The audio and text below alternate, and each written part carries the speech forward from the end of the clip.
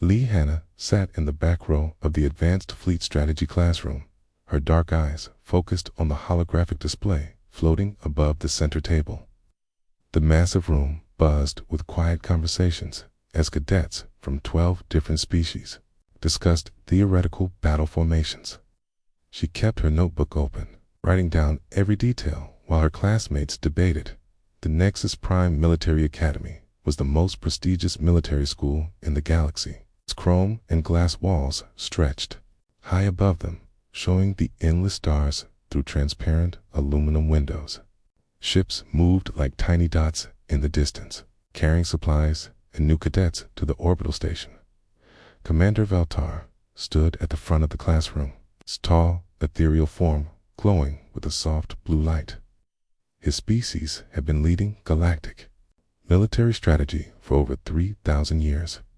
Today, he was teaching them about fleet positioning against superior numbers. The key to victory, Commander Veltar said in his musical voice, is maintaining proper formation. Discipline wins. Battles, chaos leads to destruction. Hannah wrote this down, though she had heard similar words many times before. In her 6 months at the academy, every instructor had emphasized the same thing: order, discipline, following the rules that had worked for millennia. Cadet Yuan Juan, the commander called out. Okay, please explain the standard response to a 3-to-1 numerical disadvantage.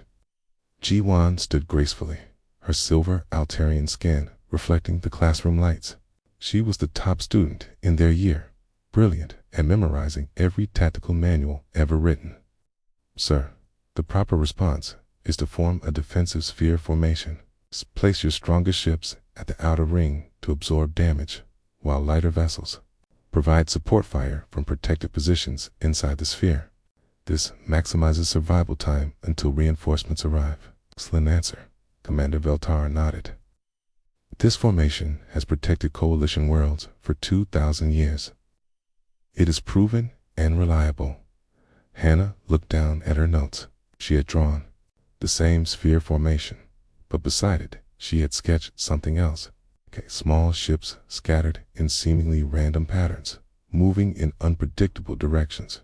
She had been thinking about old Earth naval battles, where outnumbered fleets sometimes won through surprise and unconventional tactics. Now, the commander continued, we will examine a theoretical scenario. Intelligence reports show an unknown fleet of 500 ships approaching Coalition space. Our defenders number only 150 vessels. The enemy uses advanced quantum shielding that makes them resistant to standard weapons. How do we respond? Hands shot up around the room, cadets eager to show their knowledge of proper military doctrine. Cadet Kong Minho, the commander, pointed to Hannah's roommate. Minho stood quickly. He was human like Hannah, but from one of the outer colonies. His family had lived in space for generations, and he fit in much better than she did. Sir, we should establish a layered defense around our most important worlds. Use the sphere formation at multiple points to create overlapping fields of fire. Force them to attack our strongest positions. It's a solid answer. The commander agreed. Anyone else? More hands, more conventional responses. Create choke points. Use asteroid fields for cover. Form defensive lines.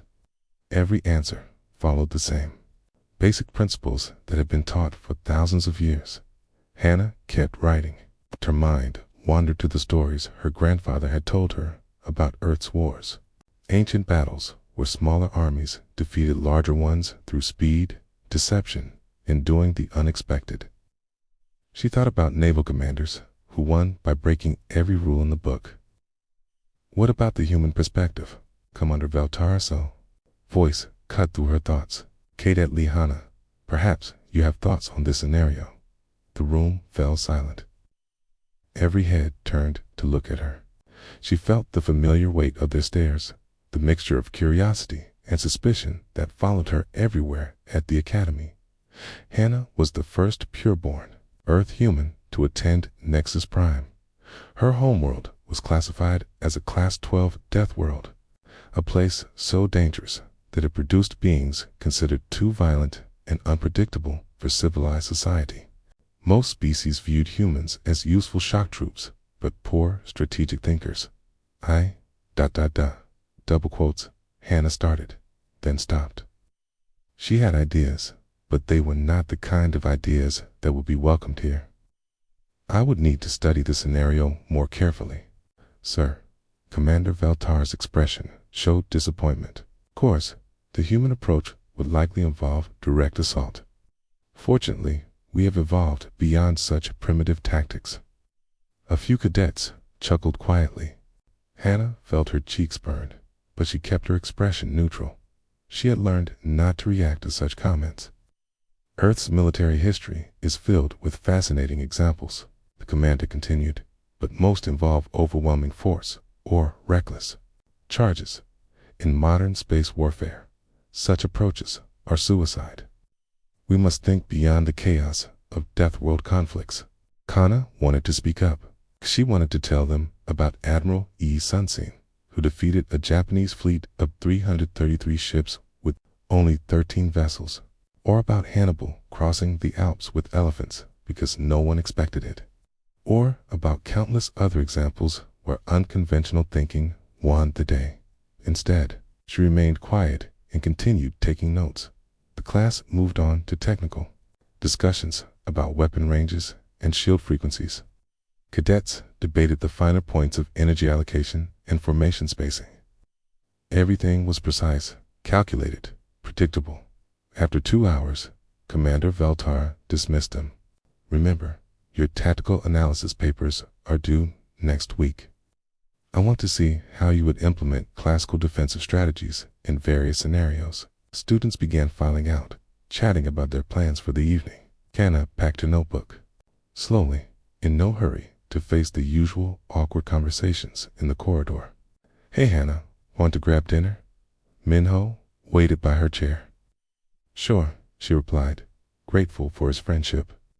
Minho was one of the few people who treated her normally as they walked toward the dining hall. They passed groups of cadets discussing the day's lesson. She heard fragments of conversation about proper formations and established tactics. You were quiet today, Minho observed. I usually am. But you had ideas. I could see it in your face when the commander asked about the theoretical scenario. Hannah shrugged. My ideas wouldn't be popular here. Maybe not, Minho agreed. But that doesn't make them wrong. They entered the vast dining hall, where hundreds of cadets from dozens of species shared meals and stories. Hannah got her food and found a quiet table near the windows. Outside, she could see the training grounds where tomorrow's exercises would take place. She opened her notebook and looked at the sketches she had drawn during class. Random ship movements, feints, and false retreats. Coordinated attacks from unexpected angles. It's a kind of tactics that might work against an enemy who expected conventional warfare. But these were just theoretical exercises. The galaxy had been at peace for 50 years. The coalition's military might was so overwhelming that no one dared challenge them directly. Hannah closed her notebook and focused on her dinner. There was no point in dwelling on strategies that would never be used. She had no way of knowing that in less than 18 hours, everything would change. The emergency alarm woke Hannah from deep sleep. Red lights flashed through her dormitory window as the station-wide alert system echoed through the corridors. She sat up quickly, her heart racing as the automated voice repeated its message. Cadets report to main assembly hall immediately. This is not a drill. Repeat, this is not a drill. Minho was already pulling on his uniform. What do you think is happening? He asked, his voice tense. I don't know, Hannah replied, but something cold settled in her stomach. She had a feeling this was not going to be a simple training exercise. They joined the stream of confused cadets moving through the academy halls. Everyone was asking the same questions, but no one had answers. The instructors they passed looked grim and worried. The main assembly hall was enormous, designed to hold all 3,000 cadets and staff. Today, it felt cramped and anxious. Hannah found a seat near the back with Minho and waited. Admiral Parks, the agent, stepped onto the central platform. He was the human military attached to the Academy, a veteran officer who had served in the Outer Rim conflicts. His face was serious as he activated the large holographic display. "Cadets and staff," he began, his voice carrying clearly through the hall's speakers. 16 hours ago, our deep space monitoring stations detected an unknown fleet approaching Coalition space. The display showed a three-dimensional map of local star systems. Hundreds of red dots moved in formation toward Coalition territory. The fleet consists of approximately 500 vessels of unknown origin and design. They have ignored all attempts at communication. Their trajectory indicates they will reach the Kepler system in 72 hours. Worried murmurs rippled through the crowd. Kepler system contained 3 inhabited worlds with over 2 billion people. Furthermore, Admiral Park continued, preliminary scans show these ships possess quantum phase shielding that makes them highly resistant to standard Coalition weapons. Early engagement attempts by Border Patrol units resulted in complete losses. Hannah felt her blood turn cold. This was the exact scenario from yesterday's strategy class. The theoretical had become terrifyingly real. Commander Veltar stepped forward. All senior fleet commanders have been deployed to coordinate the defense. However, due to the speed of this threat's approach, resources are limited. The Academy's defense force may be called upon to assist. The Academy's defense force consisted of 50 older training vessels and a handful of modern ships used for advanced tactical exercises. Against 500 unknown warships, it seemed hopeless. "We need all available minds working on this problem," Admiral Park announced. "Faculty and senior cadets will form analysis teams to study the enemy's capabilities and develop counter-strategies. Report to your designated areas immediately." As cadets began filing out, Hannah remained in her seat. Her mind was racing, connecting the dots between yesterday's theoretical discussion and today's crisis. The enemy numbers, the quantum shielding, even the target system, everything matched exactly. "Hannah, come on," Minho nudged her. "We need to get to the junior analysis room." She followed him through the corridors, but her thoughts were elsewhere. In her mind, she was reviewing everything she knew about asymmetric warfare, about smaller forces defeating larger ones through unconventional tactics. The junior analysis room buzzed with nervous energy. 50 third-year cadets sat around holographic displays, studying the limited data available about the enemy fleet.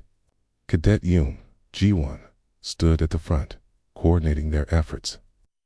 "We need to focus on standard defensive formations," G1 announced. "The enemy may have superior numbers and shielding, but they still have to follow basic physics. We can use that against them." As cadets began discussing layered defenses, choke points, and fighting retreats, the same strategies they had learned in class applied to a real threat. Hannah opened her personal tablet and began accessing historical databases. While her classmates focused on Coalition tactical manuals, she searched through Earth's military archives, ancient battles, naval engagements, guerrilla conflicts, anything that showed smaller forces overcoming larger ones. "What are you looking at?" asked Cadet Kim Tae-young, a Centaurian, sitting next to her. "Human military history," Hannah replied quietly. Tae-young laughed. "That's not going to help. We need real strategy, not primitive violence." Hannah didn't respond. She continued reading about Admiral Nelson and Trafalgar, about Vietnamese tactics against superior forces, about every underdog victory she could find. Hours passed. The analysis teams worked frantically, but their conclusions were grim. Standard Coalition tactics would result in massive casualties with little chance of victory. The enemy's quantum shielding made conventional weapons only 20% effective. "There has to be something we're missing," Jiwan said, frustration clear in her voice. "Some weakness we haven't identified." Hannah looked up from her tablet. She had been quiet all day, But now she had an idea forming, okay? A dangerous, unconventional idea that no one would want to hear. What if we're thinking about this wrong? Cree said softly. The room fell silent. All eyes turned to her. Explain, G1 said. Hannah stood slowly, her heart pounding. God. Everyone assumes we need to match their formation, fight them, ship to ship. But what if we don't? What do you mean? Asked Tae-young. In human history, smaller forces often won by refusing to fight the way the enemy expected, by being unpredictable, chaotic. Several cadets exchanged glances. Here was the Deathworlder talking about chaos again. The coalition has always won through superior discipline and formation fighting, Ji-won said carefully. Chaos leads to defeat, does it? Hannah pulled up a file on her tablet. Earth fleet records show 17 major victories where outnumbered human forces defeated superior enemies through unconventional tactics, not charging mindlessly, strategic chaos. Human tactics won't work in space, Tae-young objected. This isn't some primitive ground war. Before Hannah could respond, alarms sounded again. Admiral Park's voice echoed through the academy. All analysis teams report to the main command center immediately. We have an update on the enemy fleet. They rushed through the corridors to the command center. A massive room filled with holographic displays and communication stations. The scene was chaos as officers tried to coordinate with distant fleet units. The enemy fleet has accelerated, Admiral Park announced as they gathered. They will reach Kepler in 36 hours, not 72. Additionally, a patrol squadron that attempted to slow them down has been completely destroyed. The holographic display showed the wreckage of 12 coalition ships floating in space. The enemy fleet continued forward without slowing. Our conventional strategies are failing, Commander Veltar admitted. The enemy's technology is more advanced than we anticipated. We need new ideas. Admiral Park looked around the room. I'm opening the floor to all suggestions, no matter how unconventional. We're running out of time and options. Hannah felt Minho's elbow nudge her ribs. This was her chance. She raised her hand slowly. Sir, I have a proposal. Go ahead, Cadet. Lee. Hannah took a deep breath. What if we stop trying to fight them the way they expect? What if we embrace tactical unpredictability? Commander Veltar frowned. Explain. God. The enemy fleet moves in perfect formation. Their AI systems probably calculate optimal responses to standard coalition tactics. Ticked. But what if we give them something they can't calculate? Something completely chaotic. The room was silent. She could feel the skepticism, but also the desperation. They were losing badly with conventional approaches. Continue, Admiral Park said. Hannah stepped forward, her mind racing with the possibilities she had never dared voice before. Sir, I'd like to access the full Earth military database. I think our primitive history might have exactly what we need. Hannah sat alone in the archive room, surrounded by floating holographic displays showing centuries of Earth's military conflicts. The soft blue glow illuminated her face as she studied battle after battle, where smaller forces had defeated larger ones through cunning and surprise. Admiral Park had given her access to the complete human military database. Though she could tell many officers thought it was a waste of time, Commander Veltar had openly questioned spending precious hours on primitive warfare when they should focus on proven coalition strategies. But Hannah saw patterns that others missed. She studied the Battle of Cannae, where Hannibal's army surrounded a much larger Roman force. She analyzed Admiral Yi's turtle ships, designed to do the unexpected. She examined guerrilla tactics from Vietnam, Afghanistan, dozens of other conflicts where conventional thinking had failed. Finding anything useful? Minho asked, entering the archive room with 2 cups of coffee. More than I expected, Hannah replied, accepting the warm drink gratefully. Look at this. She gestured to a display showing the Battle of Midway. The Japanese had superior numbers and better ships, but the Americans won by attacking from unexpected angles and sacrificing smaller units to create opportunities for decisive strikes. Space combat is different from ocean warfare, Minho pointed out. Is it? Hannah pulled up another display.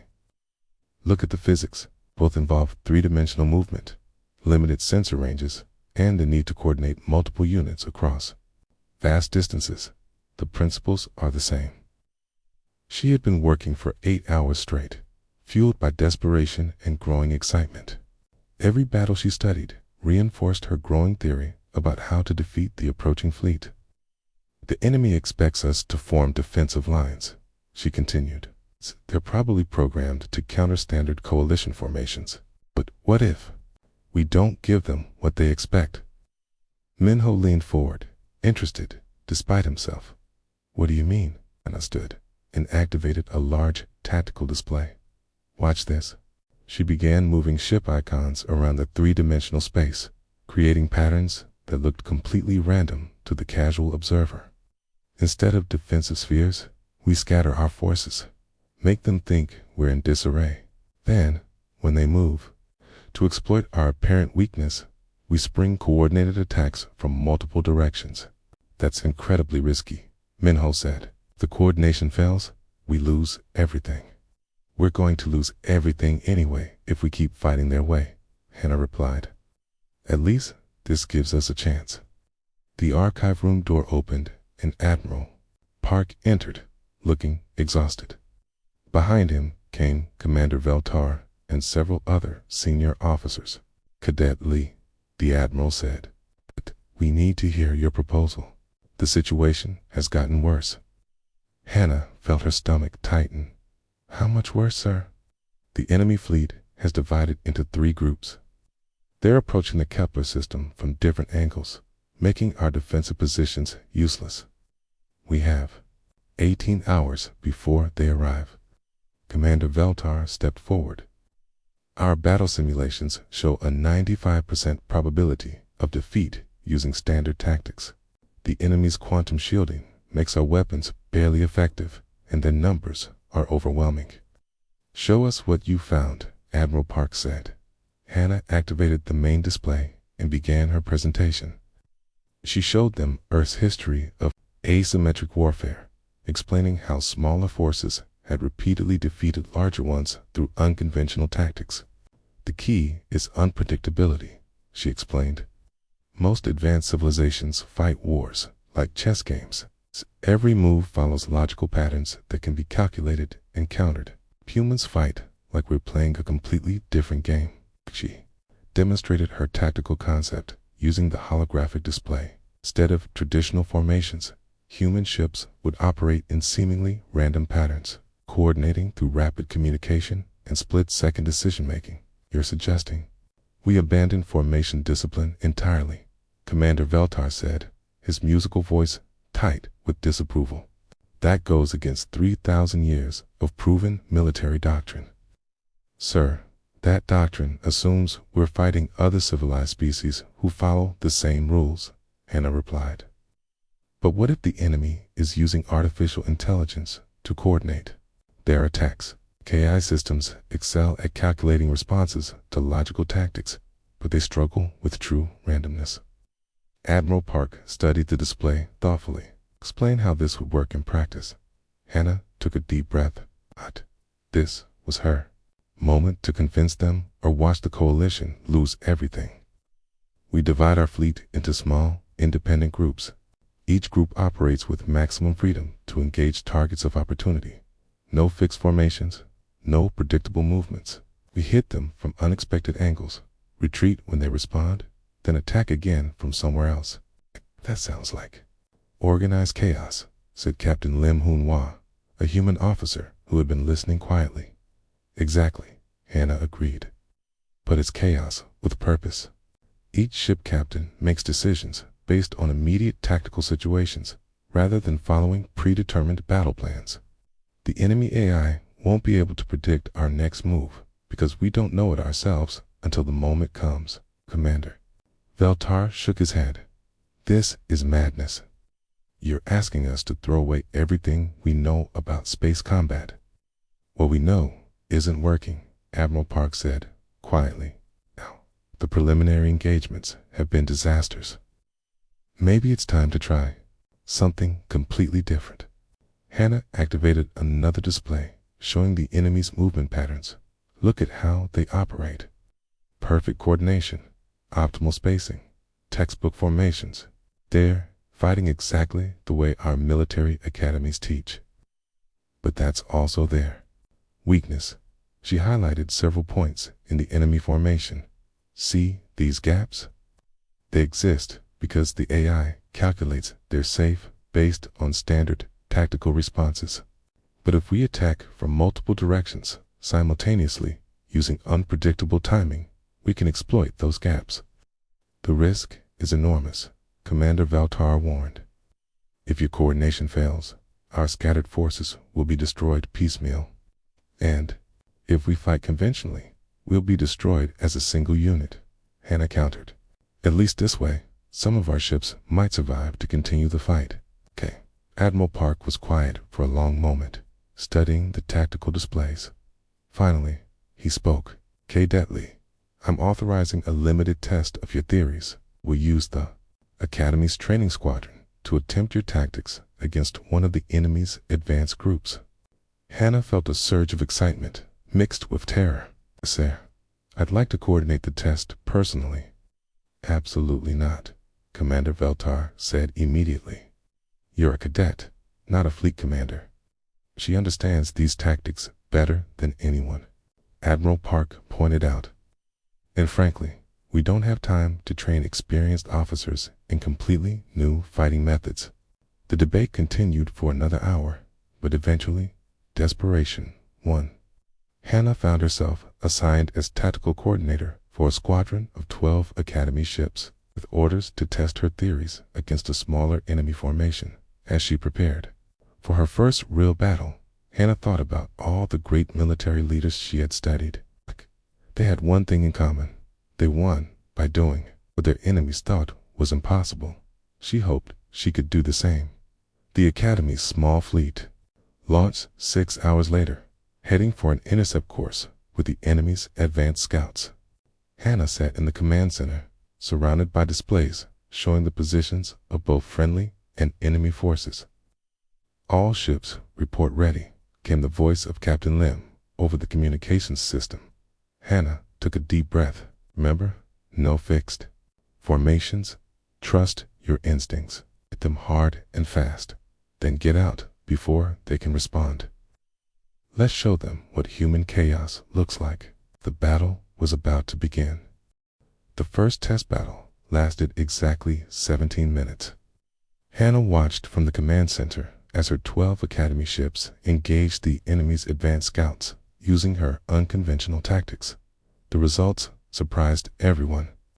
Enemy formation breaking apart, reported Lieutenant Nam Jahoon from the census station.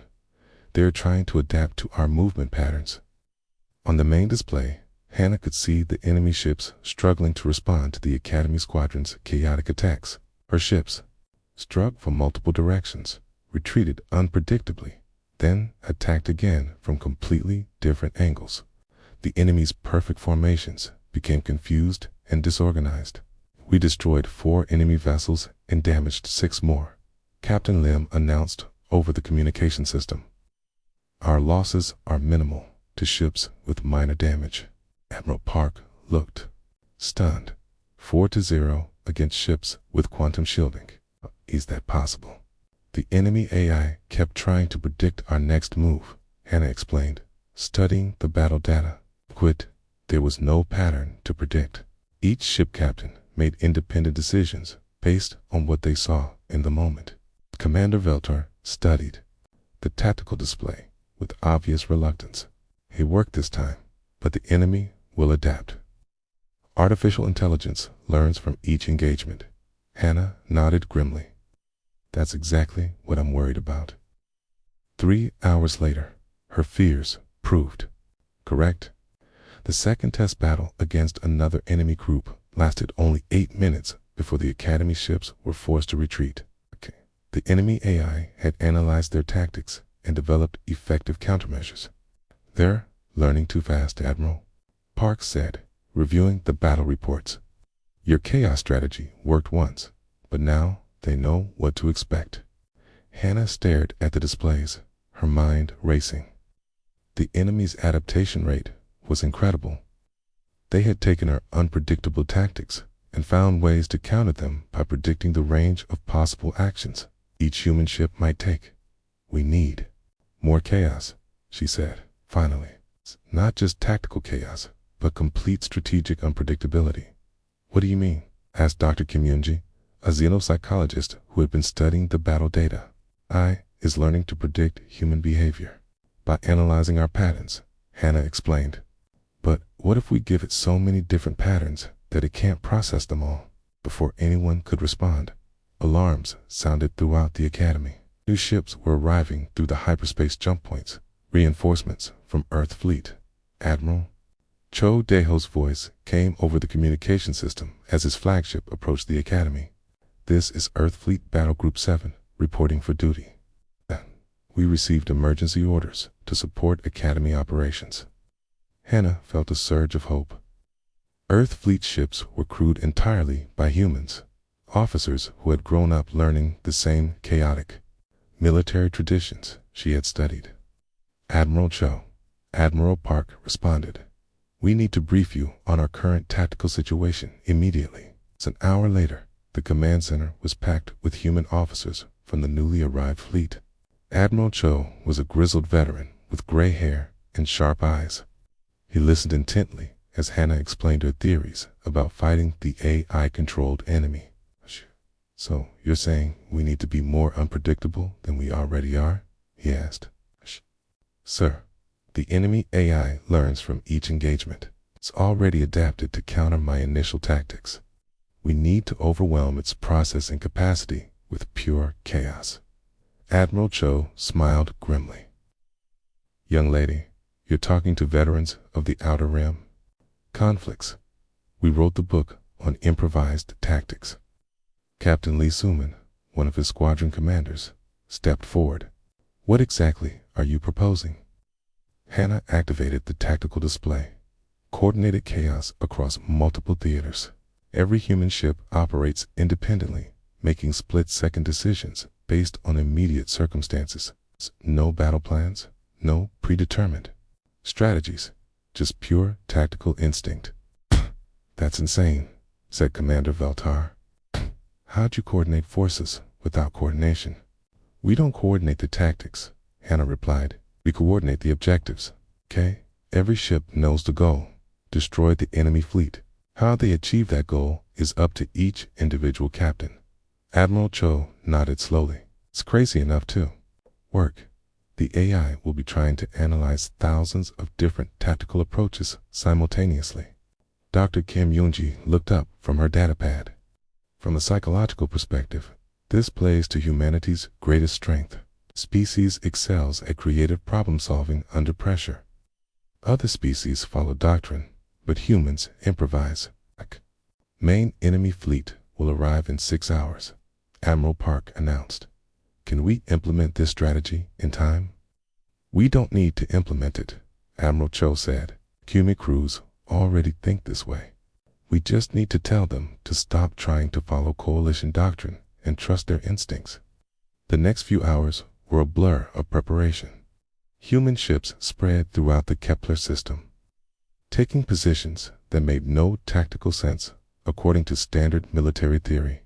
Some hid behind asteroids, others positioned themselves in open space where they appeared vulnerable. Few even moved closer to the inhabited worlds, seemingly abandoning their defensive positions. "This looks like complete disorder, Commander," Veltar observed, studying the fleet positions. "That's the point," Hannah replied. "The enemy AI is programmed to exploit tactical weaknesses. What if the apparent weaknesses are actually traps?" She had spent the last hour coordinating with human ship captains, not giving them orders, but sharing ideas. Each captain was free to interpret the situation and respond however they thought best. "Enemy fleet entering sensor range reported," Lieutenant Nam, 500 ships in 3 major formations, approaching from different vectors. On the main display, the enemy fleet looked like a perfectly organized machine. Their ships moved in precise patterns, maintaining optimal spacing and formation integrity. It was beautiful and terrifying at the same time. All human ships. This is Admiral Cho, came the voice over the fleet communication channel. Remember, there are no rules in this fight. Do whatever it takes to win. Trust your training, trust your instincts, and show these AI ships what human creativity looks like. Hana watched the display as the 2 fleets approached each other. The enemy maintained their perfect formations, while the human ships seemed to drift randomly through space like debris. First contact in 30 seconds, Lieutenant Nam announced. "Here we go," Admiral Cho said quietly. The battle began when a single human destroyer, the Soul, suddenly accelerated toward the enemy fleet at maximum speed. Instead of targeting the logical threats, it's aimed for a support vessel deep in the enemy formation. The enemy calculated the destroyer's trajectory and moved ships to intercept it. But the Soul's captain, Commander Park Hai-jin, suddenly changed course at the last second, using the enemy's response to create an opening for other human ships.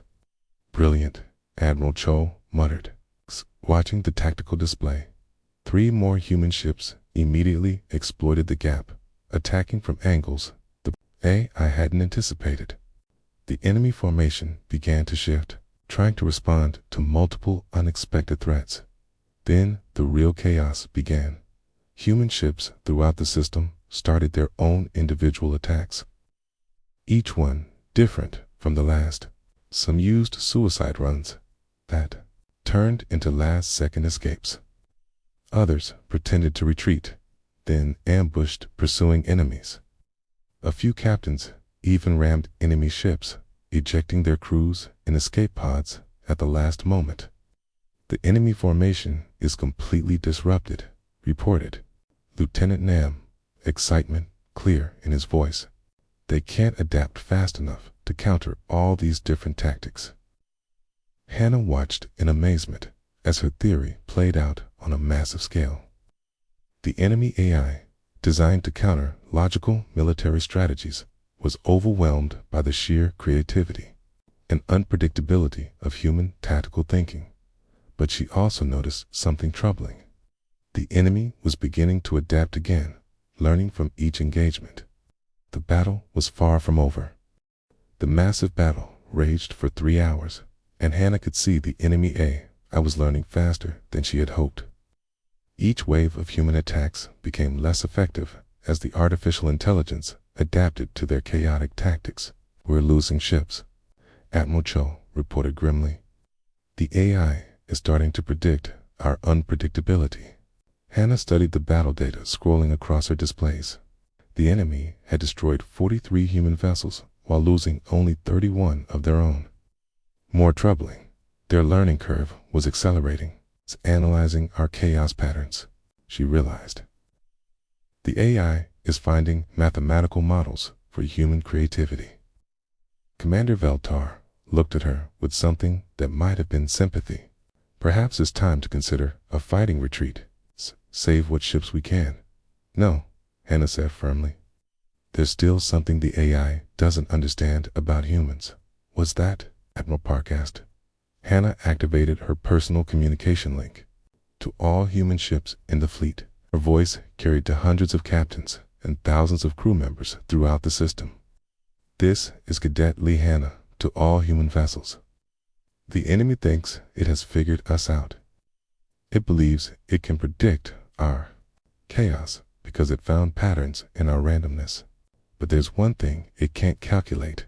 She paused, gathering her thoughts as explosions lit up the space around them. "Humans don't just fight for tactical advantage. We fight for each other, for our homes, for people we've never met, but who depend on us. The AI can calculate our weapons and predict our movements, but it can't understand why we're willing to die for something bigger than ourselves."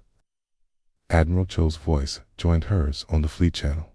"All ships, new orders. Stop. Fighting like this is a tactical exercise. Fight like you're protecting your families. What happened next surprised even Hannah.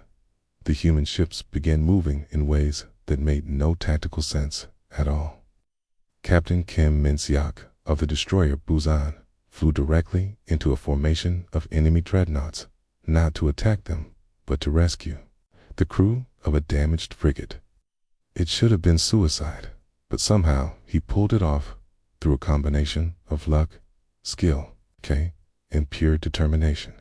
Commander Park Hae-jin of the Seoul coordinated with 5 other ships to create a protective barrier around damaged vessels, allowing them to escape while the healthy ships took devastating fire. Mathematically, it was a terrible trade. Emotionally, it was exactly what humans do. The AI is confused, reported Dr. Kim Yoon-ji, studying the enemy's response patterns. It can't understand why humans are making tactically inefficient choices. Hannah watched as human captains began making decisions that defied all logic except the logic of human nature. They sacrificed tactical advantages to save wounded comrades. They took impossible risks to protect civilian evacuation ships. Attack coordinated rescues that made no sense from a purely military perspective. Look at the enemy formation, Lieutenant Nam called out excitedly on the main display. The once perfect enemy fleet was showing signs of confusion. Their ships hesitated before responding to human actions. Decision cycles that had been instantaneous were now taking several seconds. The AI is trying to process human behavior that doesn't fit any logical model, Hannah explained. It's using too much computing power trying to understand actions that can't be understood mathematically. Admiral Cho saw the opportunity immediately. All ships, maximum chaos. Stop trying to make sense. Just fight. The result was the most bizarre space battle in galactic history. Human ships performed impossible maneuvers, driven by pure instinct. They cooperated in ways that shouldn't have worked. They sacrificed themselves, for others in patterns that no computer could predict because they weren't patterns at all. Captain Lee Suman flew her heavy cruiser directly through an enemy formation, not to attack, but to draw fire away from a medical transport full of wounded. The enemy AI calculated this as a typical feint and responded accordingly, but it was wrong. She wasn't fainting. She was just being human. Commander Nam Sung-jin coordinated a 12-ship assault on an enemy command vessel, not because it was tactically important, but because it had destroyed a ship full of Academy cadets. His attack made no strategic sense, but it worked because revenge is a powerful motivator that AIs can't truly comprehend. Enemy fleet cohesion dropping rapidly, reported Lieutenant Nam, amazement in his voice. They are breaking formation. The AI-controlled ships began making errors. They overcompensated for human actions they didn't understand. They wasted firepower on targets that weren't actually threatening. They failed to exploit advantages because they were too busy trying to calculate the incalculable. Now, Admiral Cho ordered full assault. The human fleet struck with everything they had. Not with perfect coordination or optimal tactics, but with the desperate fury of people fighting for their survival and the survival of everything they cared about, the enemy. AI's response time slowed to a crawl as it tried to process hundreds of simultaneous human actions that followed no logical pattern. Ships that should have retreated instead charged forward. Formations that should have held together scattered in all directions. Captains who should have followed orders did whatever their hearts told them to do. Multiple enemy ships shutting down, Lieutenant Nam reported. I think their AI systems are overloading. Hannah felt a surge of triumph mixed with exhaustion. They can't handle true chaos. The AI was designed to fight wars, not to understand the human heart. The battle's turning point came when Captain Yoon Sun-hee of the light cruiser Inch had made, a decision that saved the day through sheer, stubborn humanity. Her ship was badly damaged and should have retreated. But she saw an opening in the enemy formation that could be exploited. Instead of calling for backup or waiting for orders, she simply announced over the fleet channel, "I'm going for their flagship. Anyone who wants to come along is welcome." 23 ships followed her on what should have been a suicide run. They had no plan beyond attack the biggest enemy ship, and no coordination beyond trying not to hit each other. It was tactically insane. It was also completely successful. The enemy flagship, protected by perfect defensive formations and optimal fire control, fell to an attack that no rational military planner would have attempted. The AI couldn't counter it because there was nothing to counter. It's humans being humans. With their command vessel destroyed, the enemy fleet began to collapse. AI ships throughout the system lost coordination as their central processing network failed. Some continued fighting according to their last orders, but many simply stopped functioning entirely. Enemy fleet in full retreat, Admiral Park announced 6 hours after the battle began. All remaining hostile vessels are jumping to hyperspace. The command center erupted in cheers, but Hannah felt too exhausted to celebrate. She had spent the entire battle coordinating chaos, somehow finding patterns in the patternless and giving structure to pure instinct. "Well done, Cadet Lee," Commander Velta said quietly. "I was wrong about human tactical capabilities." Admiral Cho approached her station. "That was the most unconventional victory in military history. You should be proud." "It wasn't just me," Hannah replied. "Right? Every human captain out there did something that can't be taught in any academy. They fought with their hearts instead of their heads." Dr. Kim Yoonji looked up from her analysis. The enemy AI suffered complete system failures trying to process human behavior. Its learning algorithms couldn't handle the contradiction between tactical inefficiency and strategic success. 3 weeks later, Hannah stood in front of a new advanced fleet strategy class. The students were different now, cadets from dozens of species who had come to learn about the human element in space combat. The most important lesson from the Battle of Kepler, she told them, is that sometimes the best strategy is having no strategy at all. Sometimes chaos defeats order. Sometimes the heart is smarter than the mind. A young Altarian cadet raised her hand. "But how do you teach chaos, Kay? How do you train soldiers to be unpredictable?"